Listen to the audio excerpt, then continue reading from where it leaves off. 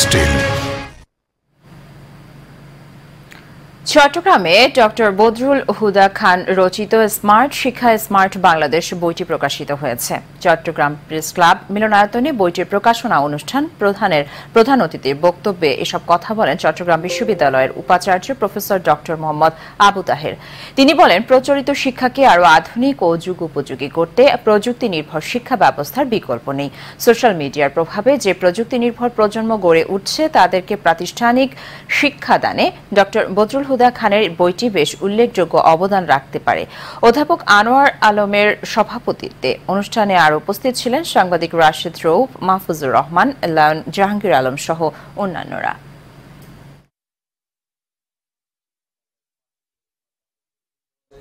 এই বইয়ের কোনো বিকল্প নাই। আমরা এই বইয়ের আসলে বহুল প্রচারক, বাংলাদেশের শিক্ষার একটা গুণগত পরিবর্তন হোক এবং শিক্ষা যে রূপান্তর ঘটুক, এই বইয়ের শুভকামনা করছি। স্মার্ট মানে সাস্টেনেবল, যা শিখবে তার সবসময় তাদের মনে রাখবে। এই জন্য বলছি মোটিভেটিং।